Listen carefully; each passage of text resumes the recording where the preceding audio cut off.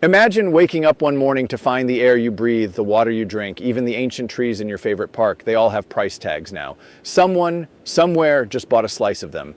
And you didn't even get a vote. That's not science fiction. That's the quiet plan unfolding right now. And it starts with a single word: tokenization. Picture this. Powerful figures in glass towers are sketching a future where everything, every rock, river, and rainforest, gets turned into a digital token. Not just houses or gold bars, the wild places we've always thought belong to all of us. They want to wrap them in code, slap on a unique ID, and trade them like baseball cards. Drones will patrol the skies to protect these new assets. Protect them for who? Not you. For the investors who now own a chunk of the sky. It sounds insane because it is, but listen closer.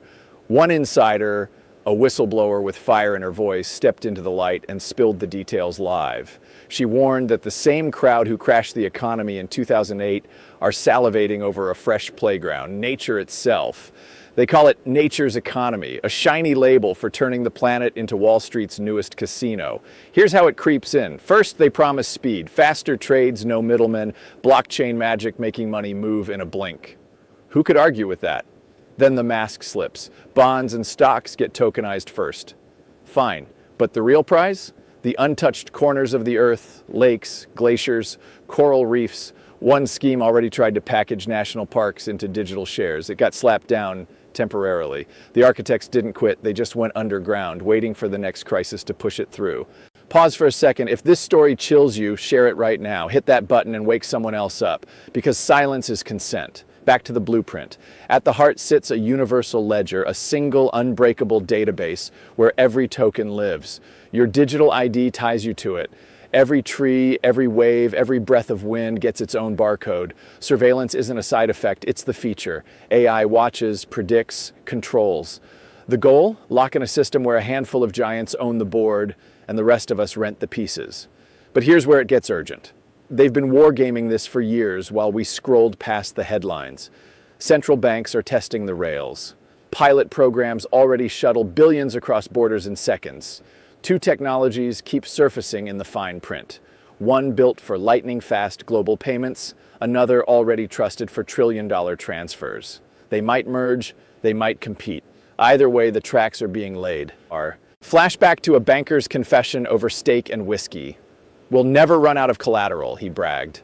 "Look at the parks, acres of untapped value." I laughed until I realized he wasn't joking. That was 2008. Today, those words echo in boardrooms where "you'll own nothing and be happy" isn't a warning, it's a business plan. So what's the play? They dangle crypto carrots: freedom, decentralization, the future. Meanwhile, the back door swings open for total control. Younger generations already live on chains. Trillions in inheritance are about to flow their way. Institutions see the shift and pivot hard. Tokenized funds launch quietly. Stablecoins bridge the old world and the new. Every move pulls more value onto the ledger they design. Suspense hangs in the air. Which chain becomes the spine? Will it be one or a hybrid no one's named yet? Announcements lurk months away, maybe weeks. When they drop, the window snaps shut. Assets not on the right rails become museum pieces. But knowledge is power. The whistleblower proved one voice can crack the narrative. She exposed the rainforest scheme, the drone patrols, the endless hunger for new collateral. Her courage lit a fuse. Now it's burning toward the rest of us. Here's the resolution we build together. See the game for what it is. Study the layers they'll use: settlement networks, stable bridges, the quiet pilots already live. Position yourself before the gates close. Not out of greed, but survival. Because in their ledger, ownership isn't a right. It's a privilege they grant or revoke.